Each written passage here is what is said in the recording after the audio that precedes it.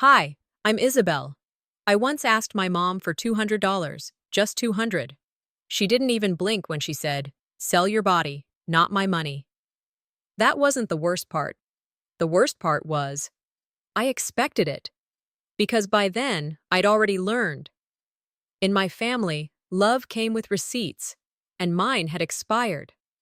But what they didn't know is I was already holding a winning ticket. So tell me, what would you do if the people who raised you only loved you when you had nothing left to give? Let me know if you'd like an alternate tone, more bitter, more stoic, etc., or a version for male voiceover pacing. I still remember the day I found out I'd won. I was standing alone in my tiny apartment kitchen, the hum of the fridge louder than the thought in my head. I stared at the lottery numbers printed on that ticket like it was a mistake. But it wasn't. It was real. I had won millions, and I told no one. Not my friends, not my sisters, and definitely not my mother. You'd think winning the lottery would feel like freedom. But for me, it felt like silence. Cold, calculated silence. I knew, deep in my bones, that if I told them, it wouldn't be joy or congratulations. It would be demands, entitlement, manipulation. I wasn't ready to be a wallet in someone else's pocket. I was the youngest daughter, the one who got the hand-me-downs and the half-hearted glances. If I vanished tomorrow, they'd notice only because their chore list got longer. That kind of history doesn't disappear overnight, not even with millions in the bank. So, I stayed quiet. My silence? That was power. But then my car broke down. Middle of nowhere, pouring rain, hazard lights blinking like a cruel joke. The tow truck guy said it'd be around $200 for a tow and another few hundred for repairs. Chump change for someone who just won the lottery. But I wasn't going to touch that money. Not yet. I needed to test something. One last time. I sat in my car, fingers hovering over the screen, staring at my mother's number. My thumb hesitated. I could already hear her voice, already feel the eye roll I wouldn't see but would know was there. Still, maybe this time would be different. I tapped call. The ring buzzed in my ear longer than usual, just long enough to give me false hope. Hello? Hey, Mom. It's me. Pause. Isabel? Her voice was flat, like I'd interrupted something she didn't care about. Yeah, look, I wouldn't be calling unless it was important. Another pause. My car broke down. I need a tow, and I'm short about $200. I'll pay you back, I swear. It's just one time, Mom. Silence. Then I heard it. That breath, that damn inhale I knew too well. The one before she drops the hammer. You're not a child anymore, Isabel. I know. If you're so desperate, sell your body. Not my money. My heart actually stopped. I didn't speak. Didn't move. I waited, hoping she'd say it was a joke, some twisted attempt at humor. But she didn't. She hung up. I sat there, holding the phone like it might apologize for her. And then the silence. Not peaceful, not empowering.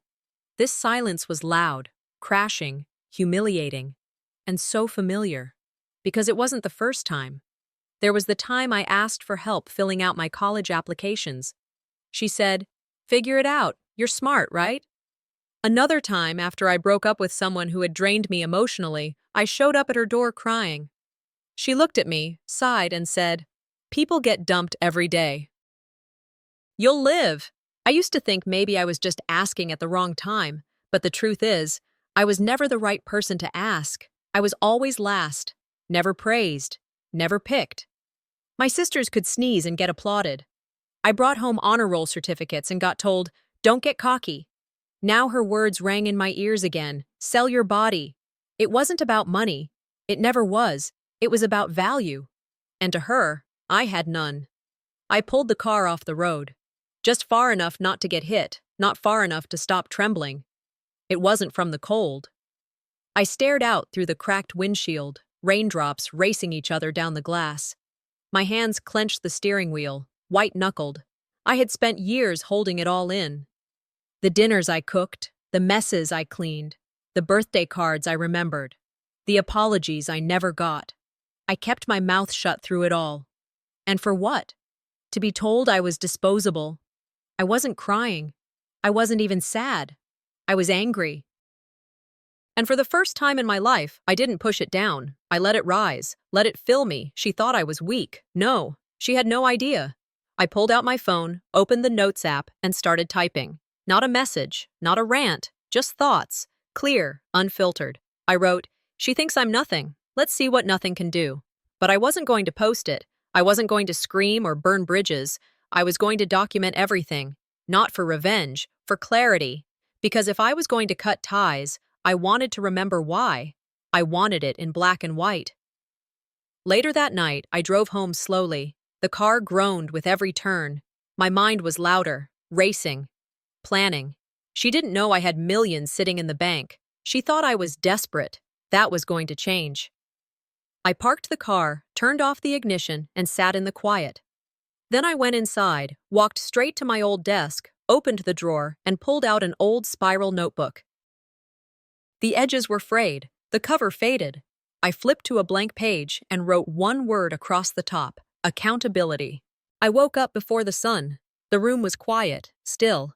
My body felt rested, but my mind, it hadn't slept at all.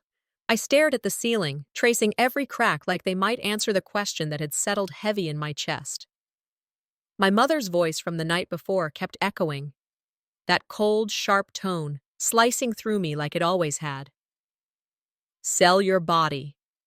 Just like that. I wasn't angry anymore. Not exactly. It had settled into something quieter, detached, calculating. I didn't cry. I didn't curse. I just lay there, breathing slow and thinking hard. No, I wouldn't confront her. Not yet. This wasn't about proving her wrong. This was about learning, observing what people did when they thought you were down. And I had a lot to learn. Because in my family, love came with receipts. There were always conditions. You gave, you performed, you obeyed. Then maybe, you earned a little affection. That morning, I made my decision. I wouldn't touch the lottery money. I'd see who showed up when there was nothing to gain. And I'd document it all. By mid-afternoon, I drove to the family house. The engine made a sound that told me the repair bill was about to double, but I kept driving anyway. I didn't call ahead, didn't ask permission. I just showed up with a small bag and a bigger plan. Tamsin answered the door. She looked like I'd interrupted her mid-scroll. Her expression barely flickered. "Oh, you." "I need a place for a couple days. Car's in the shop," I said. She stepped aside without a word. That was the closest thing to a welcome I was going to get. The house hadn't changed much. Same chipped entryway tile, same fading family photos on the walls. But there was a chill, not from the temperature, from the way the air held its breath around us. I noticed the details, how the living room had been rearranged. Tamsin's photos now sat front and center on the mantel. The Wi-Fi network was named after her business. Even the family dog, once glued to my side as a kid, now followed her like a shadow. Some things never changed. Even as kids, she took over. My toys, my room, my friends, all somehow became hers. And now this house. I smiled. Not the warm kind. The kind you wear like armor. You've always needed to be the main character, haven't you? I thought. But I said nothing. Dinner was its own kind of theater. Mom didn't say much at first. She just moved around the kitchen like it was a stage, and we were the audience she didn't ask for. Finally, she sat down and glanced up. Funny how folks remember family when they're broke. I looked at her without flinching. Funny how people show their true selves when they think you're broke. Tamsin smirked. Mom raised an eyebrow. I just kept eating. No one said much after that. That's how it worked around here. Dig, jab, retreat. It wasn't conversation. It was combat in polite clothing. Later, Mom pulled me aside, not out of concern, strategy. "I'll give you the $200, she said, sipping her tea like a queen offering a favor. "But I need help in the garage this weekend. Big yard sale coming up." There it was, the cost. "Sure," I said. "That's fair." She smiled like she'd won something. Maybe she thought she had. But inside, I knew the truth. This wasn't kindness. It was a lease with terms, a familiar script. Help came when it could be leveraged or witnessed. I remembered the church fundraiser years ago. I needed shoes for a school event. She ignored me until she found out the church ladies would be there. Suddenly, I had new shoes, a combed ponytail, and a script for how grateful I should sound.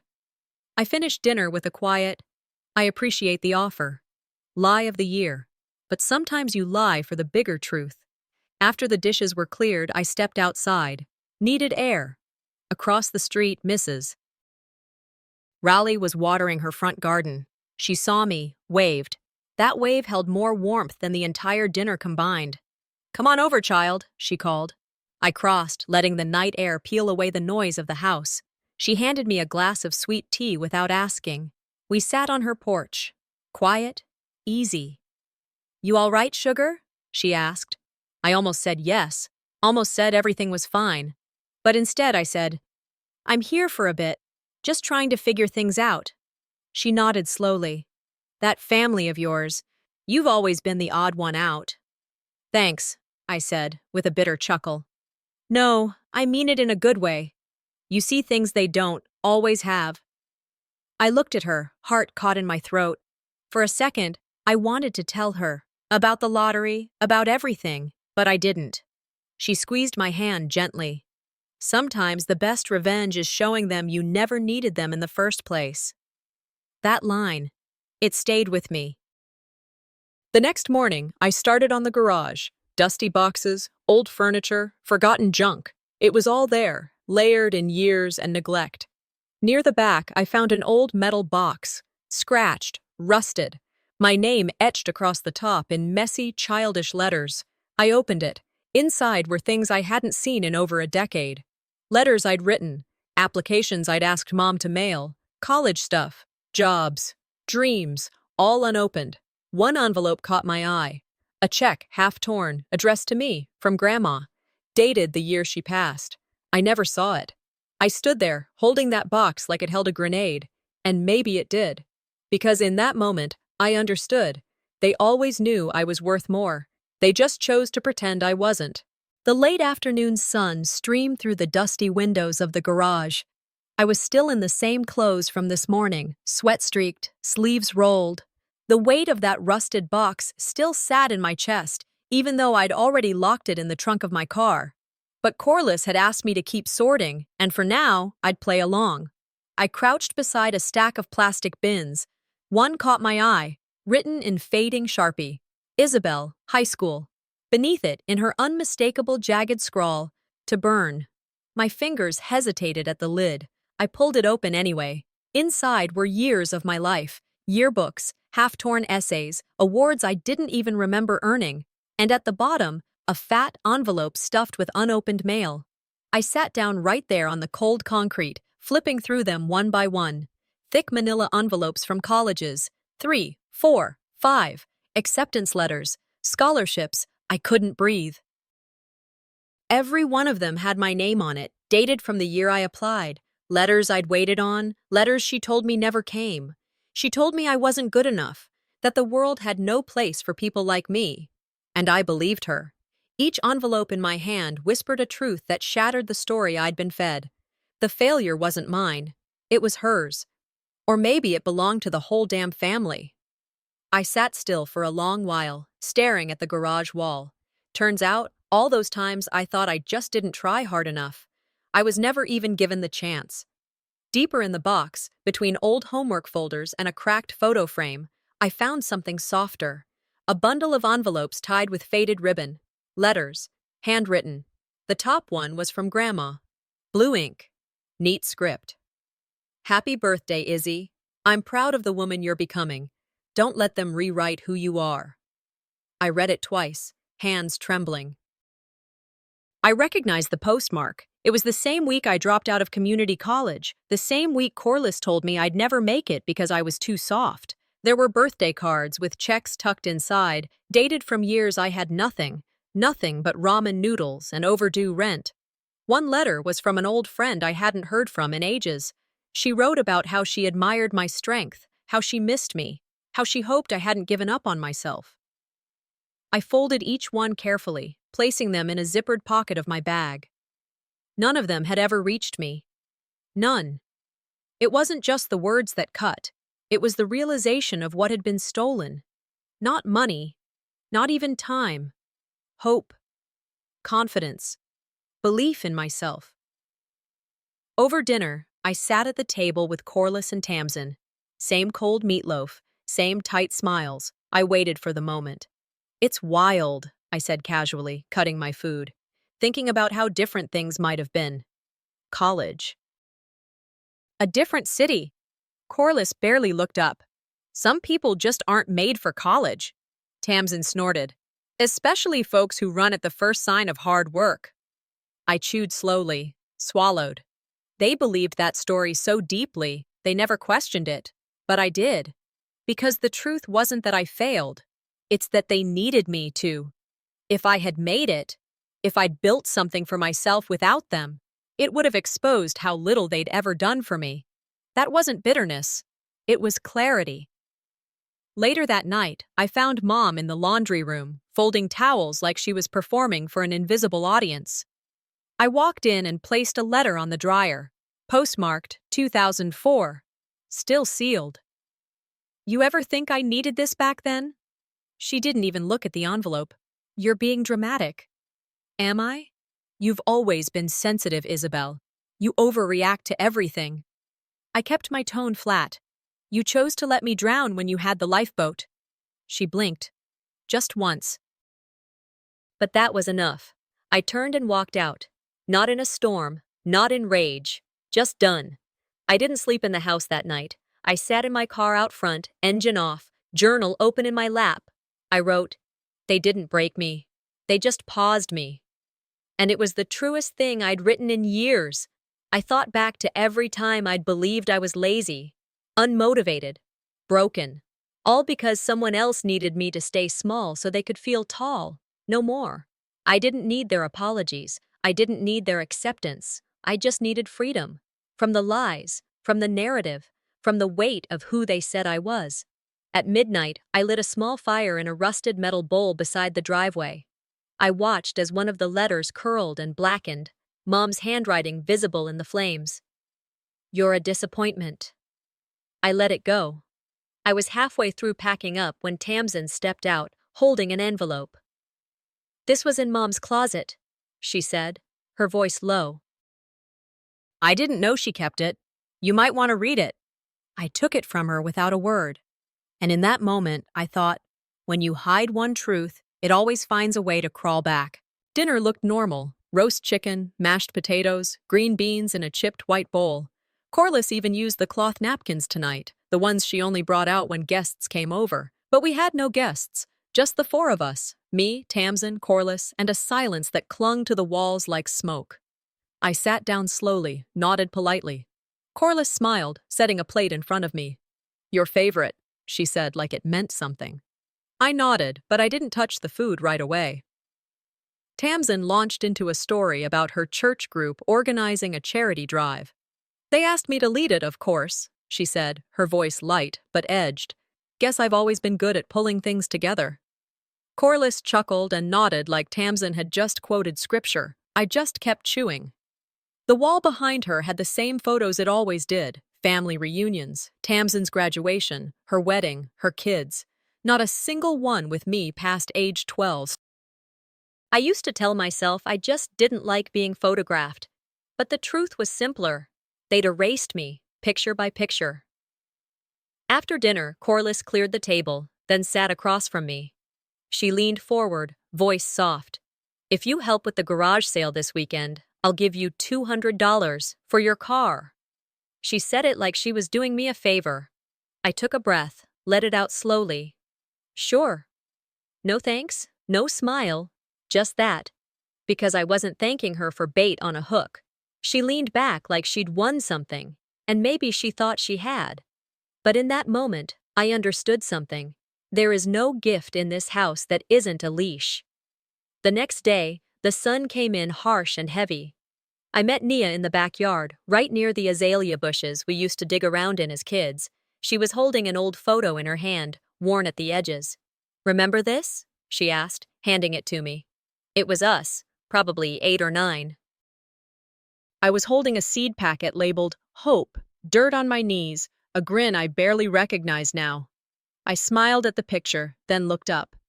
I think I spent most of my life watering other people's gardens.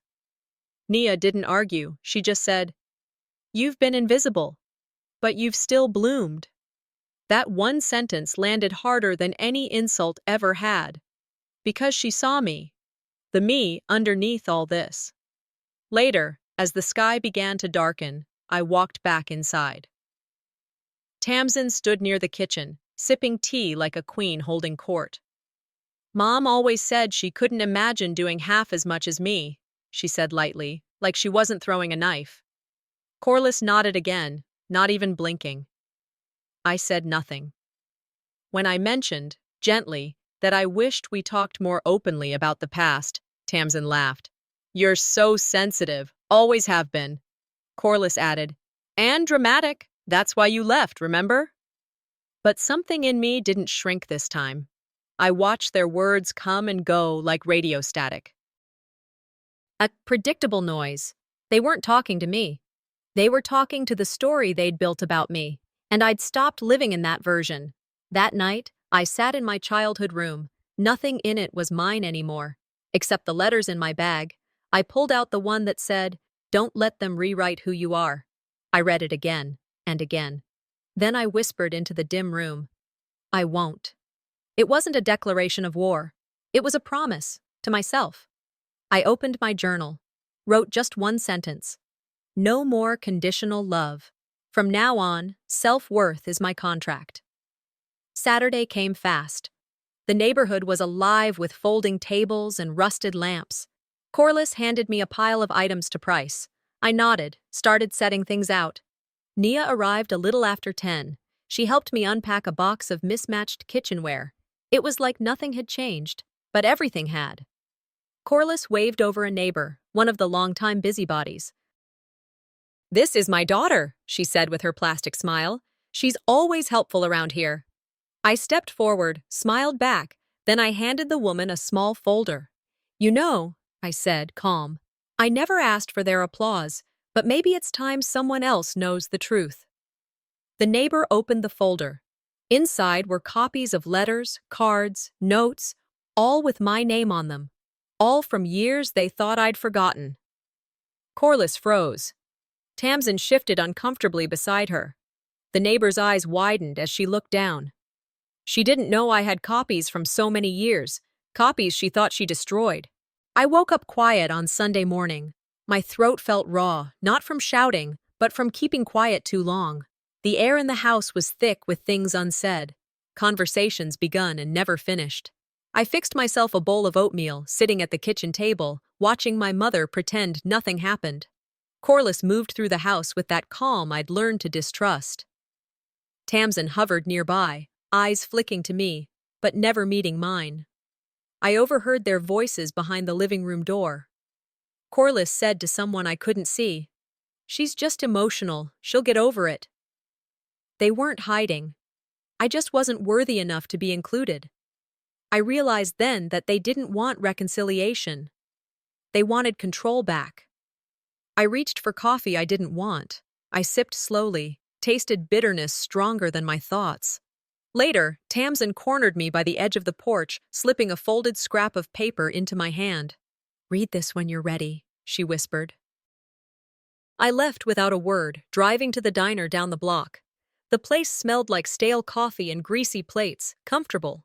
I sat in a booth and unfolded the note, her handwriting, shaky. I knew what she hid, Isobel. I didn't stop her. I was scared. She admitted she'd known about the letters, not all of them, some. She said she wanted to protect Mom, that preserving a family image mattered more than my truth. I asked, "What did that cost me?" She started to cry. I kept my face soft, said, "Normal was a lie built on my silence." She nodded, and nothing else more useful was said. I left the diner with the note still in my pocket. Silence wasn't safety. It was complicity. In the evening, I walked into the living room where Mom was sitting alone, glass of wine in hand. I closed the distance, voice steady. I know you knew, I said. I know you saw my acceptance letters. You denied me. Why? Corliss stared at me a long moment before she spoke. You wouldn't have handled success. I was protecting you. I sat down across from her. Calm broke something in the room. No, I whispered. You were protecting the version of me that made you comfortable. She recoiled, as if struck. Then she sneered. You're still just a bitter girl. I leveled myself. Then this bitter girl just bought the house you're sitting in. The silence that followed was colder than any insult. I drove out again that night, parked under a street lamp. It was quiet, save for distant traffic. I stared at the lottery application email I'd saved, the one that asked if I needed help picking a scholarship. I remembered typing, no. My fingers had hovered then. Now I wished I could send a reply. Wealth didn't corrupt me. It clarified things. I thought of a time she told me, don't aim too high, sweetie. You'll be disappointed. I traced the words back to my youthful heart. The fear she planted there wasn't mine. It was inherited. I gripped the steering wheel, breathing even. I said aloud, I won't be a prisoner of their limitations anymore.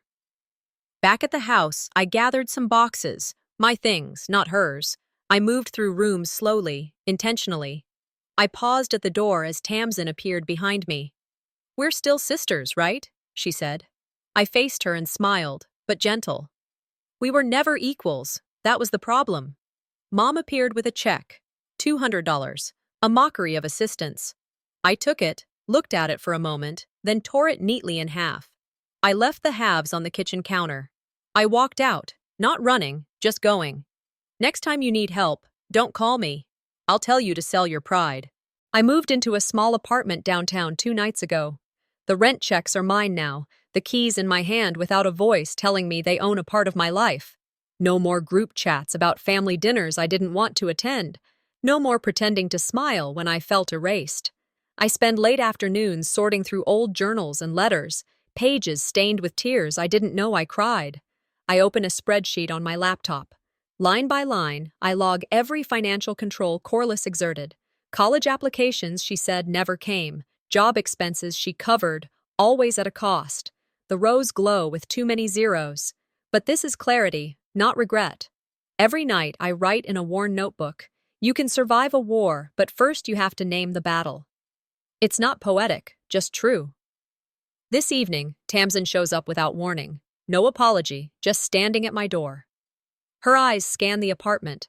No signs of weakness. She demands I keep quiet about our family's financial history. She brings up some political campaign involving our father.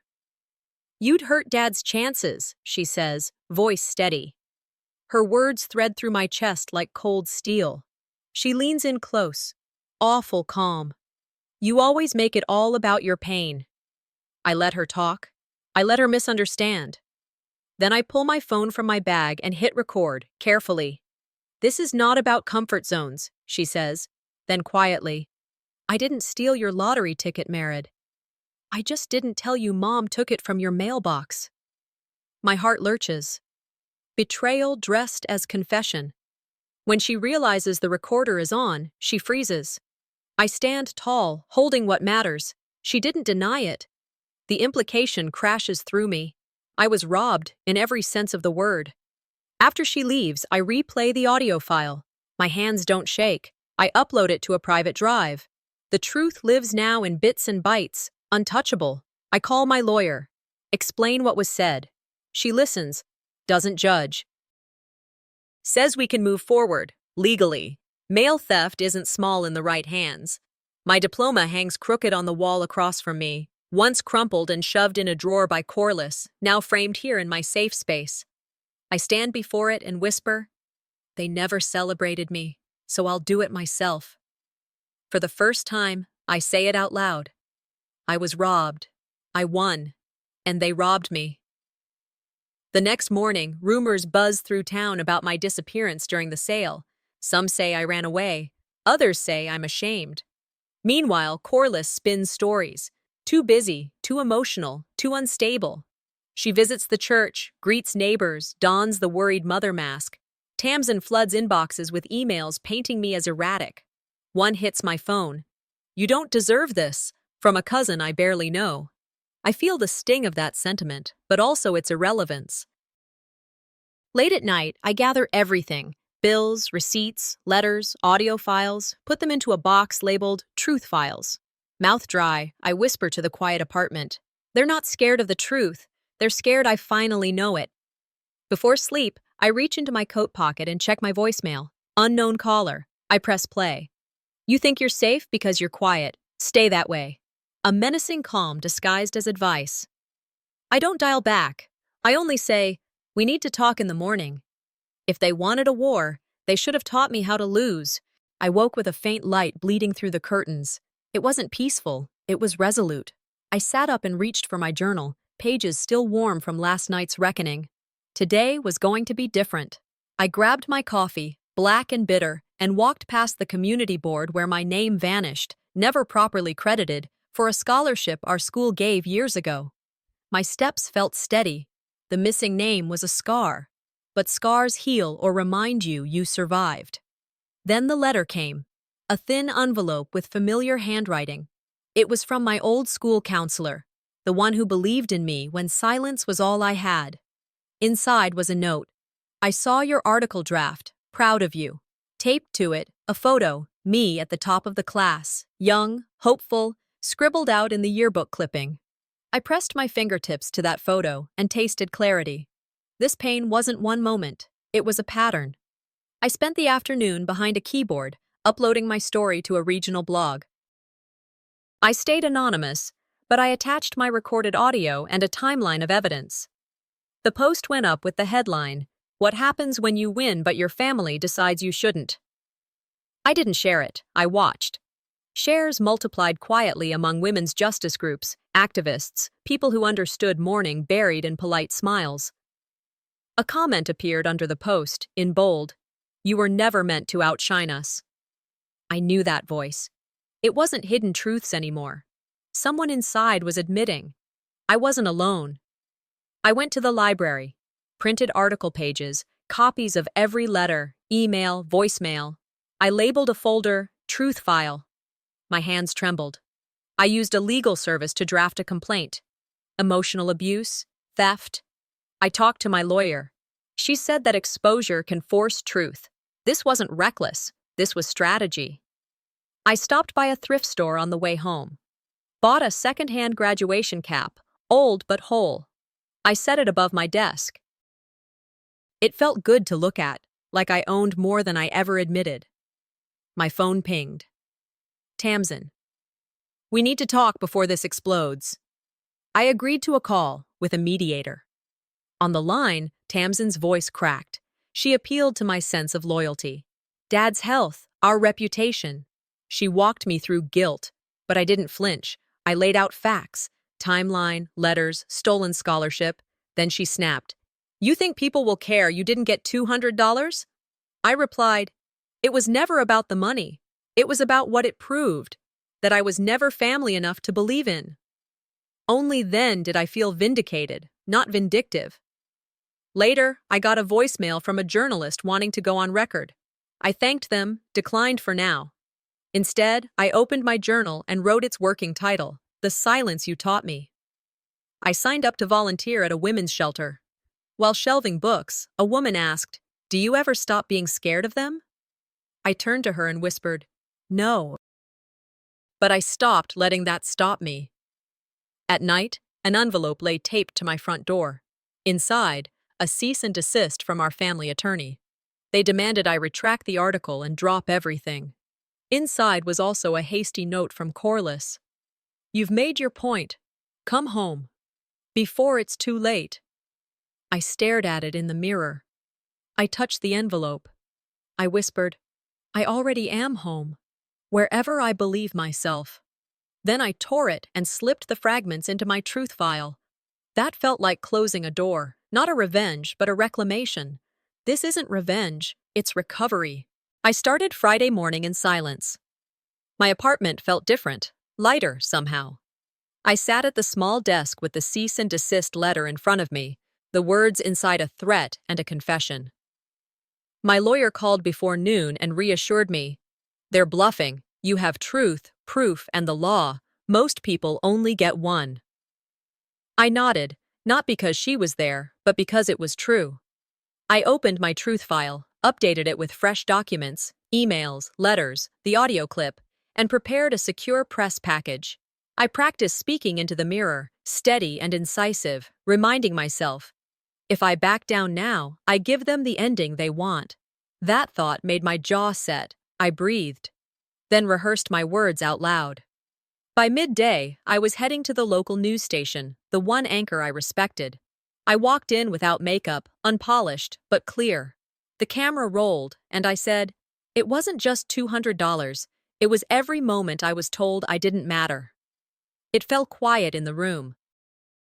The anchor leaned in. Your story's going to crack open something. I left the studio calm, but inside, tension like electricity. Before the interview aired, my phone vibrated. A message. They did it to me, too. From someone I never expected, another family member, estranged, but the words stung with truth. I stared at it, breath held. I was no longer alone. The interview went live online that afternoon. My full name, clips of the audio, my face. Views climbed, comments poured in, some supportive, some vicious. Some called me brave, others accused me of betrayal. My small town cracked open. Neighbors whispered at church. I watched it all unfold. There was fear, yes, but also a sense of release. I thought, there's no more pretending. Not by them, not by me. That evening, Corliss appeared on a radio program, presenting her version. She spoke of mental instability, of manipulation by online activists. A family friend launched a blog calling me a liar, dredging up teenage mistakes. Then my old principal emailed. He apologized, saying our school was pressured to erase my achievements. I responded, I needed someone to say that back then, but thank you for saying it now. I forwarded his note to the news team, proof my story wasn't built on illusion. I packed a small suitcase. Time away. I printed that anonymous message. They did it to me too. I stared at it. I decided to reply, let's talk. I gathered belongings I no longer needed and donated them to the women's shelter downtown. Before I left the neighborhood, I stood outside my childhood home. I didn't go in. I just stood and thought, you can mourn something while walking away from it. I finally learned how. Then my phone rang. A producer from a national media outlet. We believe your story has weight beyond your town, she said. You're speaking for more than just yourself. I didn't answer right away. I sat on a bench, watching early morning light filter through oak leaves. I whispered, for so long, I begged to be heard. Now the world is listening. Then I debated silently. Finally, I answered, I'm ready. The cabin smelled like pine and morning air, real, unfiltered. I'd rented it without asking anyone, packed light, no schedule, no social media, just silence and wood smoke. I needed a place where no one knew my name, just to remember it myself. Out here, I walked every morning, boots crunching on last year's leaves, the dog I'd adopted padding beside me like he'd always belonged. I named him Walt, not for anyone in particular, just because he looked like one. I cooked simple meals, wrote pages no one would read. Sometimes I'd just sit, hand on Walt's back, and think, it's strange how you heal when no one's watching. One morning, I opened my inbox. There it was, a message from the woman who'd reached out before. Her name was Valerie. The email said, I'd like to meet, if you're ready. I didn't respond right away. I just stared at it while the dog snored on the floor. 2 days later, I drove 2 hours south to meet her at a small cafe, halfway between nowhere and somewhere. Valerie was already there, nervously holding a cup. We looked like strangers, but the second our eyes met, I saw the same ache behind hers.